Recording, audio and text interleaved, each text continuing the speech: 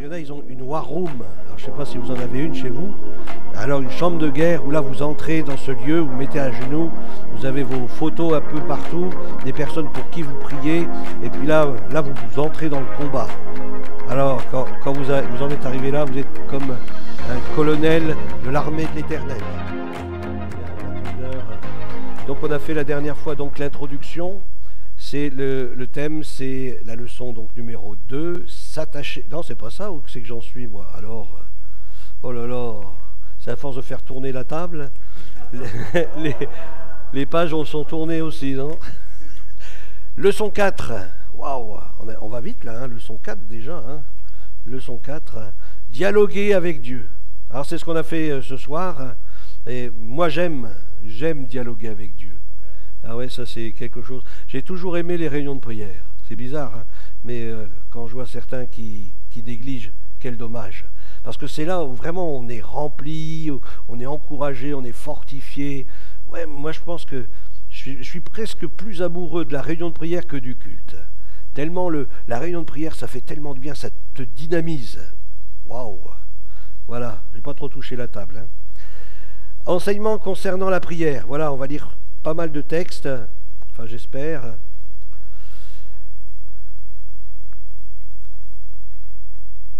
En écoutant Jésus prier, à imaginer, on est là, en randonnion, puis au milieu il y a Jésus, puis Jésus il prie. Puis nous on est là, on écoute Jésus prier. Waouh!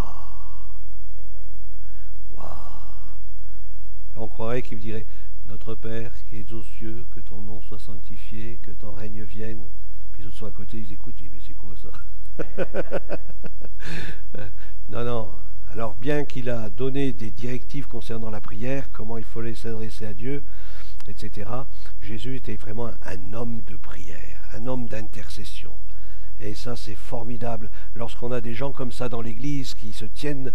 Alors quand j'étais hier donc à l'église Le Bon Berger, alors ils ont parlé, alors il a lu un texte, c'était quelqu'un qui je cherche un homme qui se tienne à la brèche et qui intercède. Et j'ai trouvé que c'était vraiment ça, c'est ce que Dieu recherche. Dieu cherche. Alors j'espère qu'il en a trouvé ici à l'Île-sur-le-Doubs, hein, mais Dieu continue de chercher. Il cherche des hommes, des femmes qui se tiennent à la brèche, qui intercèdent, qui ne lâchent pas le morceau, des pitbulls de la foi. Des pitbulls de la foi. Alléluia. Je crois qu'on a besoin d'être des violents pour s'emparer des choses de Dieu, parce que le diable, il ne veut pas nous les lâcher. Ah, il ne veut pas les lâcher facilement, hein, mais il a vaincu. Jésus a vaincu à la croix. Il a terrassé l'ennemi de nos âmes, et nous pouvons lui dire maintenant, tu lâches. Alors s'il ne veut pas lâcher tout de suite, ne vous inquiétez pas, plus nous allons prier, il va être obligé de lâcher. Alléluia. Que le nom du Seigneur soit béni pour l'œuvre du tout accompli à la croix. Les disciples ont réalisé qu'ils avaient besoin d'être enseignés à prier. Dans Luc 11, Jésus priait un jour en un certain lieu. Lorsqu'il eut achevé, un de ses disciples lui dit, « Seigneur, enseigne-nous à prier. Enseigne-nous à prier, Seigneur. » Mais on a entendu les pharisiens prier, les sadducéens, tous ces gens qui avaient une connaissance biblique, on les a entendus. Mais toi, quand tu pries, Seigneur, il y a quelque chose qui se passe et on veut avoir ça. On veut vivre les mêmes choses. Ah, on veut vivre les mêmes choses. Prier, c'est tellement formidable. On entre dans la présence de Dieu lorsqu'on prie. On arrive au trône de la grâce. Et puis là, le Seigneur, il l'entend, il aime nos prières. Vous savez qu'elles sont recueillies, nos prières. Hein, elles sont recueillies. Et il ne les oublie pas. Hein. Et parfois, on attend peut-être plusieurs années, mais on voit l'exaucement de nos prières. Alléluia. Lorsqu'on prie selon la pensée, selon la volonté de Dieu, eh bien, on voit l'exaucement de nos prières, on voit que Dieu répond à nos prières, même si ce n'est pas dans l'instant, eh bien, tenez ferme. Alléluia. Priez selon la volonté de Dieu, je crois que c'est la plus belle des choses. Le psaume 42, verset 1, ah non, ça c'était dans l'introduction, mais on peut le lire ensemble. Mon âme a soif de Dieu. Je crois que la prière, c'est ça, j'entre pour boire. Je donne, mais Dieu me donne. Je donne à Dieu mes fardeaux, hein, déchargez-vous sur lui de tous vos fardeaux, hein, parce qu'il veut prendre soin de nous. Hein, il sait qu'on peut être écrasé sous ces fardeaux. Et c'est un peu dommage lorsqu'on vient au culte le dimanche matin, puis qu'on est déjà tout raplapla, alors que normalement, lorsqu'on vient au culte, on vient dans la joie, on vient pour louer le Seigneur, proclamer sa grandeur. Alors, il faut venir aux réunions de prière. Voilà, pour se décharger de tous nos fardeaux, de tous nos soucis. Et si je veux passer 1 heure avant de venir au culte dans la présence du Seigneur, Seigneur, je te remets tous mes fardeaux. Je veux venir avec mes frères et sœurs pour te louer et proclamer ta grandeur. Alléluia. Alors, nous allons voir maintenant ces enseignements sur la prière que Dieu nous donne dans sa parole.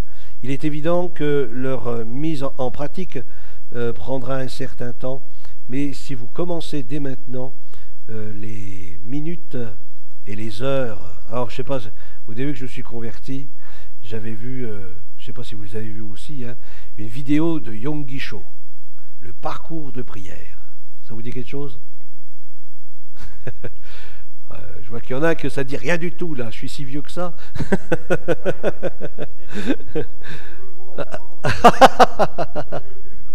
Ah ouais, mais j'ai beaucoup appris. J'ai beaucoup appris hein, sur Notre Père ou alors sur le tabernacle, entrer dans le tabernacle, etc. Mais on apprend tellement de choses. Et je crois que c'est important. Eh bien, déjà, si on lit sa Bible régulièrement, c'est super important. Alors, si en plus on entend des messages sur la prière, eh bien, ça va nous aider aussi. Des livres formidables qui m'ont beaucoup aidé. Je ne sais plus, c'est Price, La prière. Un livre épais comme ça sur la prière. Mais vraiment, ça m'a fait du bien et ça m'a dynamisé dans ma vie de prière. J'ai pu trouver tous les textes bibliques et puis les relire et puis dire, ah oui, c'est vrai, c'est comme ça qu'il faut aussi compris. Parce que des fois, on a... Vous savez, enfin, je ne sais pas pour vous, mais moi, je viens d'un milieu où c'était catholique. Donc, on avait des prières, on n'en avait pas 10 000. Hein. Il n'y en avait que 2. Donc, il fallait faire avec. Mais aujourd'hui, quand on découvre la parole de Dieu, lorsqu'on trouve, eh bien là, on sait comment on peut prier pour chasser des démons, on peut prier pour les malades, on peut intercéder. Alors, il y a la prière, il y a l'intercession, l'action de grâce. On apprend tellement de choses lorsqu'on lit la parole et lorsqu'on est enseigné comment prier. Alléluia. Voilà, bon, il faudrait que la prochaine fois que je prenne mes lunettes. Hein. Ouais. Voilà, je pense que là, je crois qu'on est au bout, là. Eh bien... Voilà, Dieu, alors soit que c'est l'impression qui est un peu passée, ou c'est les yeux qui sont un peu passés. Dieu attache beaucoup d'importance à ce que... Tu crois que ça va aller? Oh, dis donc. Merci, tu sais qu'elle ressemble aux miennes. Hein. Oh, dis donc, je vois clair. Mais je vous vois plus. Hein. Par contre, voilà, je vous vois plus. Bon, c'est pas le plus grave. Hein. C'est clair. Ah bah merci Claire. Alors allons-y. Là, ce coup-ci, on y voit mieux. Hein. Alors, j'en étais où? Dieu attache beaucoup d'importance à ce que vous ayez une bonne communion avec lui. Alléluia. Dieu attache une bonne importance, beaucoup d'importance. Et je crois que pour s'approcher de Dieu, eh bien, il faut se préparer. Hop, ça tient aussi là. Hein. Il faut se préparer. Lorsqu'on se lève le matin, qu'est-ce qu'on fait? Bon, on boit le café, ça c'est sûr. Mais avant ça, on fait sa toilette, on se nettoie, etc. Mais je pense qu'avant de s'approcher de Dieu, il faut aussi nettoyer nos cœurs. Hein. C'est la Bible qui le dit. Hein. Nettoyez vos cœurs pour élever des mains pures. Et je crois que ça c'est important. Avant quoi que ce soit, avant de demander quelque chose à Dieu, il faut se préparer. Il faut se nettoyer. Et on s'approche du Seigneur comme cela, avec un cœur lavé, purifié, dans la présence de Dieu. Dieu aime être en communion avec nous. Vous savez ça, que Dieu aime être en communion avec nous? Ah, ça c'est beau, hein. Ah, si je fais comme ça va peut-être mieux, non? Voilà. Bon, ça fait directeur des travaux finis, hein, bon. Voilà. Alors voilà, j'en étais ici. Voici un exemple dans 1 Chronique chapitre 4. Est-ce que vous avez votre Bible? Ou Evan, est-ce qu'il peut envoyer sur l'écran? 1 Chronique 4, 9, 10.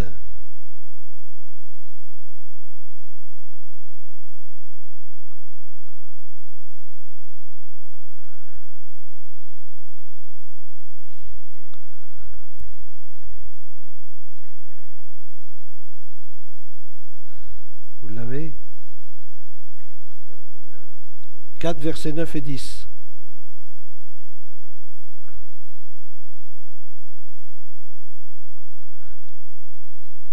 Qu'est-ce que ça dit?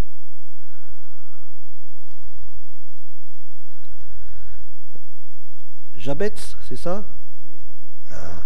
Était plus considéré que ses frères. Sa mère lui donna le nom de Jabetz. Il n'y a pas beaucoup ici, hein, des Jabetz. Hein. Vous en connaissez? Au moins, si vous avez quelqu'un qui a un petit, vous pouvez dire appelle-le Jabetz, c'est un beau prénom.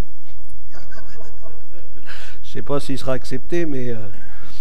Alors, il était plus considéré que ses frères. Sa mère lui donna le nom de Jabetz en disant « C'est parce que je l'ai enfanté avec douleur. » Il faudra me dire quelles sont les femmes qui n'ont pas enfanté avec douleur. Alors, il doit y avoir beaucoup de Jabetz. Je pense que ma mère, elle aurait dû m'appeler aussi comme ça.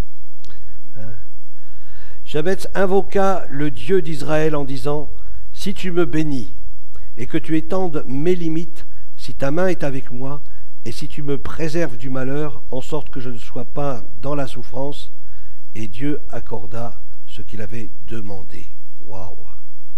Si tu me bénis, si tu étends mes limites, si ta main est avec moi.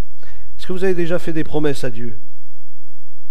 Bon, déjà, on en a fait une lorsqu'on s'est engagé à les eaux du baptême. Hein?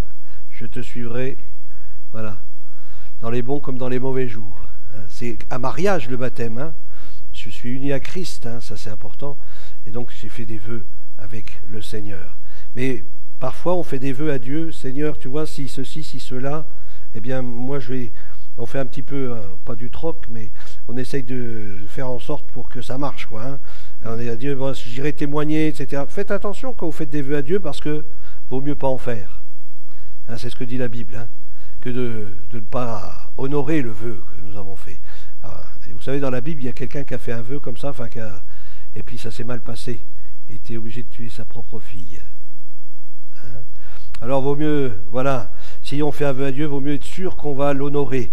Parce que Dieu honore celui qui fait des vœux et qui respecte ce qu'il a dit. Au milieu de 500 noms, celui de Jabetz est remarqué par le Saint-Esprit. Pourquoi? Simplement parce qu'il a prié Dieu. Il a parlé à Dieu. Il a parlé avec son cœur à Dieu. Qu'est-ce que la prière? Une approche personnelle du Père Céleste. Ça, c'est important aussi d'avoir du temps de prière personnel avec Dieu. C'est bien d'avoir aussi avec l'Église, mais aussi c'est bien d'avoir des temps avec Dieu personnel. Dans Matthieu 6, versets 6 et 9, « Mais quand tu pries, entre dans ta chambre, ferme ta porte. » Alors, il y en a, ils ont une war room. Alors, je ne sais pas si vous en avez une chez vous. Alors une chambre de guerre où là vous entrez dans ce lieu, vous mettez à genoux, vous avez vos photos un peu partout, des personnes pour qui vous priez, et puis là vous entrez dans le combat. Alors quand vous en êtes arrivé là, vous êtes comme un colonel de l'armée de l'Éternel, hein, parce que là vous êtes déjà bien galonné. Et je crois que c'est important de désirer vraiment voir Dieu se manifester et prendre un petit carnet et dire voilà, j'ai prié pour cela. Maintenant, l'exaucement, est-ce que ça a été exaucé? Oui, non.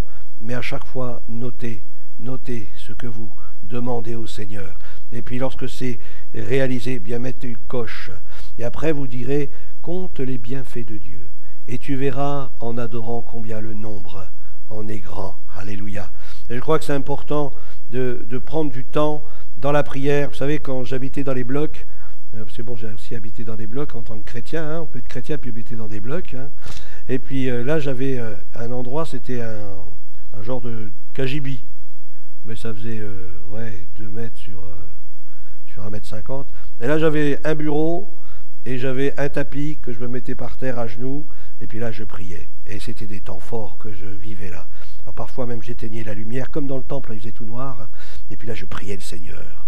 Et puis là, j'ai vécu des belles choses avec Dieu, des bonnes choses avec Dieu. Et Dieu nous visite dans ces temps de prière-là. Je crois qu'il ne faut pas avoir peur, au contraire. Je vais prendre du temps dans la prière, et puis je vais m'approcher de Dieu, et le Seigneur, lui, va s'approcher de vous. Alléluia. Ferme ta porte, hein, il nous est dit, hein, ferme ta porte, c'est-à-dire oublie tous les bruits que tu peux entendre de l'extérieur du monde, et là, oriente tes regards vers celui qui est vivant, vers le Dieu qui t'aime, ce Dieu qui t'a accueilli, qui a fait de toi une nouvelle créature, ferme ta porte et entre dans sa présence. Et prie ton Père. Il n'est pas dit et prie ton Dieu, mais il dit et prie ton Père. Dieu veut une relation vraiment profonde avec chacun d'entre nous. Une relation, une vraie connexion de père à fils ou à fille. Il est ton Père. Alléluia. Prie ton Père qui est là dans le lieu secret. Waouh! Il est là. Il est là. Lorsque tu as décidé, bon, je vais prendre un temps de prière. Je rentre dans la chambre, je ferme la porte, je me mets à genoux. Il est là. Il est là. Tu n'as pas encore ouvert la bouche. Il est là. Alléluia. C'est pas comme Marc, il ouvre bien la bouche. Hein. Voilà. Il est là. Dans le lieu secret.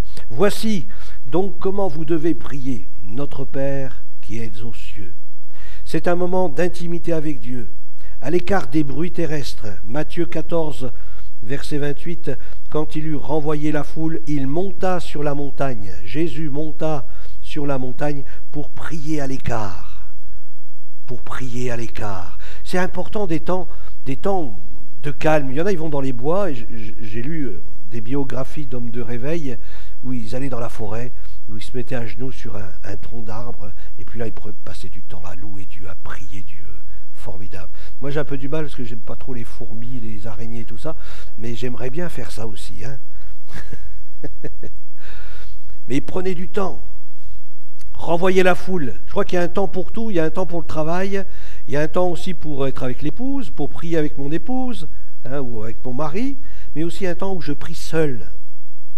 Où mon épouse aussi apprend un temps seul avec Dieu. Hein, ça, c'est important aussi. Il y a nos temps, chacun de notre côté. Il y a nos temps ensemble, où là aussi on peut prier. Mais avoir un temps seul avec Dieu. Il monta sur la montagne pour prier à l'écart, et comme le soir était venu, il était là, seul. Luc, il aurait pu prendre des disciples avec lui, hein, parce qu'en plus il leur a demandé, Seigneur, enseigne-nous à prier. Ben, c'était l'occasion, là. Allez, venez, suivez-moi les gaillards, et puis on va prier ensemble. Mais non, là, Jésus avait aussi besoin de temps seul, où il était avec le Père. Il y avait des choses qui se passaient, où il recevait des révélations de ce qui allait se passer le lendemain. Il disait, tu vois, demain, mon fils, tu vas voir une femme qui va te toucher le bord du vêtement et elle va recevoir la guérison. Ah bon, papa? Oui. Et puis aussi, tu vas rentrer dans un endroit et puis là, on va te demander de l'argent. Mais t'inquiète pas, j'ai prévu tout. Il y a un poisson, il aura juste la bonne pièce dans la bouche. Tu auras juste à demander à ton disciple d'aller chercher le poisson. Oh, merci, papa. Alléluia. Dieu nous donne les révélations dont nous avons besoin dans la prière. Dieu nous parle dans la prière. Dieu nous révèle des choses dans la prière.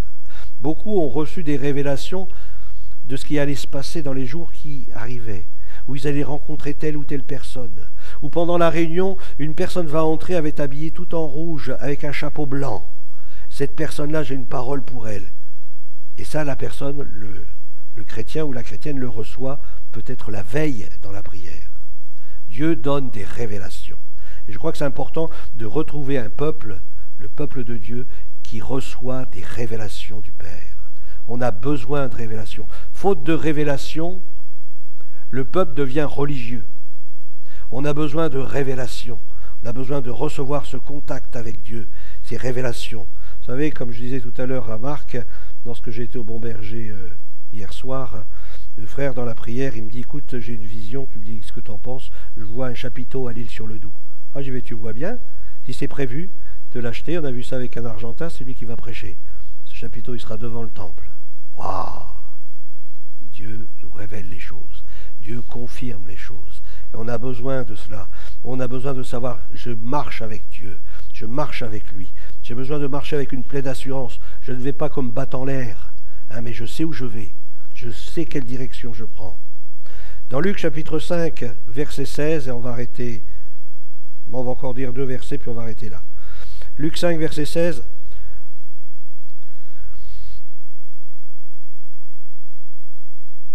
Et lui, il se retirait dans les déserts et priait.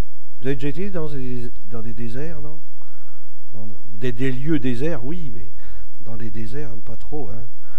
Mais il se retirait. Il savait, vous savez, ça ne devait pas être facile quand même. Hein, vous voyez déjà un pasteur qui vient ici, par exemple ici à L'Isle-sur-le-Doubs, un pasteur qui a l'étoffe, comme on pourrait dire. Ah, et le pauvre, on ne le lâche pas. Frère, tu pries pour moi, ou ceci, ou pour cela. Alors imaginez Jésus. Oh, il devait être harcelé constamment, quoi. Hein, il n'y avait pas... Pour manger, je ne sais pas comment il faisait. Hein, et d'ailleurs, pour la Samaritaine, il avait même un peu oublié de manger. Hein. Mais le Seigneur, il savait aussi dire stop, maintenant, c'est bon, je vais me mettre à l'écart. Renvoyer la foule. Vous vous souvenez, hein, il a dit, hein, renvoyer la foule. Et puis, passer, monter dans la barque, aller de l'autre côté, je vais vous rejoindre. Mais moi, j'ai besoin de prendre du temps. J'ai besoin de prendre du temps. On pourrait dire, ah oui, mais c'est le Fils de Dieu. Pourquoi il a besoin de prendre du temps? Ben oui, parce que c'était aussi un homme. C'était aussi un vase qui avait besoin d'être rempli, renouvelé, etc. Sinon, on ne pourrait pas être disciple de Jésus-Christ, parce que c'est impossible d'être comme lui. Hein? Pourtant, il l'a dit. Hein, il l'a dit. Et je crois que c'est important, et Dieu veut qu'on tende dans cette direction-là. Il se retirait dans les lieux déserts. Il est parfois nécessaire de le faire dans le jeûne. Y a-t-il longtemps que vous avez jeûné? Je crois que c'est important aussi de prendre du temps dans le jeûne. Vous savez, les religieux de l'époque de Jésus, ils jeûnaient 2 fois par semaine. Jésus ne leur a pas reproché de jeûner, il leur a reproché, c'est leur religiosité. Oh, je crois que c'est de pire en pire là. Il leur a reproché leur religiosité. Vous donnez la dîme de ceci, de cela, mais vous ne faites pas ce qui doit être fait. Et ce que la loi réclame. Mais il n'a pas dit, concernant le jeûne, ça ne sert à rien de jeûner. Non, on a besoin de prendre du temps dans le jeûne. Oh, bon. Dans Daniel 9, verset 3, « Je tournai ma face vers le Seigneur Dieu afin de recourir à la prière et aux supplications en jeûnant. » En jeûnant. Et Jésus a dit, quand je serai parti, ils jeûneront. Et c'est vrai qu'on a besoin de prendre du temps dans le jeûne. Je sais, c'est pas facile, hein, mais aussi individuel que même dans l'Église. Dans l'Église, on le fait 1 fois par mois. Bon, c'est gentil, hein, on fait le midi, voilà, jusqu'à telle heure, et puis voilà, on essaie d'être un peu plus rigoureux qu'il y a quelques temps en arrière, mais sinon, c'est tellement important de jeûner, Vous savez, si nous sommes ici, c'est parce que quelqu'un a jeûné, et ça, c'est important de jeûner. Et si on a des grandes victoires dans la vie chrétienne, c'est parce que des gens ou parce que des personnes ont jeûné. Et là, ils ont vu la gloire de Dieu. Alors le jeûne, c'est tellement important, et le Seigneur jeûnait aussi lui-même. Et là, Daniel, pourtant cet homme de foi, hein, Daniel, un homme de foi hein, extraordinaire, hein, eh bien lui aussi, il prenait du temps dans la prière, les supplications en jeûnant. C'est-à-dire en s'oubliant et en se tournant vers le Seigneur, en s'occupant des choses de Dieu et une ferveur dans la prière. Matthieu chapitre 9, verset 15 nous dit « Les jours viendront où l'époux leur sera enlevé, et alors ils jeûneront. » Matthieu 9, 15. Hein. Les jours viendront où l'époux leur sera enlevé, et alors ils jeûneront. Vous ne pouvez pas savoir le nombre de miracles qui se sont passés lorsque des gens ont commencé à jeûner. Mais je ne parle pas jeûner parce que c'est le pasteur qui a dit qu'il fallait jeûner. Hein. Mais non, mais à jeûner, c'est quand on a à cœur quelque chose, on dit Seigneur, je vais me mettre à part, et puis je vais prendre du temps, etc. Parce qu'il faut être conduit par le Saint-Esprit dans le jeûne. Jésus a été conduit par le Saint-Esprit dans le désert pour jeûner 40 jours. Hein. Et ça, c'est important d'avoir à cœur et être conduit dans cette direction. Mais vous allez être tenté, comme Jésus l'a été, mais le Seigneur nous donne la victoire. Il nous donne la victoire. Ne vous inquiétez pas, lorsqu'on prend du temps dans le jeûne avec Dieu, Dieu s'occupe aussi de nous. Il nous donne une nourriture qui n'est pas solide, une nourriture spirituelle, mais ça nous fait tellement de bien. Vous savez, des fois, ça m'est arrivé de prendre des temps de jeûne de 5 jours, et le premier jour, il y avait beaucoup de combats. Le deuxième jour aussi, le troisième jour, pauvre comme une lettre à la poste. Je ne me suis pas rendu compte. Le 4e jour, pareil, et le 5e jour, je commençais un peu à avoir faim vers le soir. Mais sinon, et Dieu m'exauçait avant même ces 5 jours que je m'étais fixé. Avant même. À partir du moment où je prends la décision devant le Seigneur, je dis maintenant je prends du temps, je vais jeûner Seigneur, et je vais prier dans cette direction-là, je vais m'attendre à toi, et ne vous inquiétez pas que le Seigneur s'en occupe. Parce que lorsque je sanctifie Dieu dans ma vie, mais Dieu honore lorsque je le sanctifie dans ma vie. lorsque je le mets en premier. Vous savez, aujourd'hui, surtout dans nos, dans nos régions à nous, hein, jeûner, c'est le bon nom d'or, la bonne raclette, la bonne fondue, la bonne côte de bœuf. C'est pas facile, hein. Alors moi, par exemple, si je voulais jeûner aujourd'hui, j'ai vendredi, on va faire un repas portugais, alors du coup, je ne pourrais pas y aller. On est obligé de calculer tout ça. Mais c'est vrai, prendre du temps dans le jeûne, que nous puissions retrouver des temps de jeûne. C'est aujourd'hui, on a beaucoup d'églises qui font, par exemple, 5 jours de prière de jeûne, ou 21 jours. Peut-être qu'au début, quand ils ont fait ça la première fois, c'était conduit par le Saint-Esprit. Et puis là, ils ont vu des choses extraordinaires. Puis après, c'est devenu quelque chose comme une routine. Un peu comme ces pharisiens, ces sadducéens qui jeûnaient 2 fois par semaine. Je ne sais pas trop ce qu'ils faisaient. Enfin, en tous les cas, ils perdaient peut-être du poids. Et encore, c'est pas sûr. Hein? Mais que nous puissions jeûner en étant conduits par le Saint-Esprit. Et lorsque je suis conduit par le Saint-Esprit dans le jeûne, bien sûr, je vais rencontrer des obstacles parce que le diable ne veut pas qu'on jeûne. Vous savez que le diable, il ne veut pas que vous jeûniez. Ah, ça c'est sûr, il ne veut pas. Hein. Oh là là.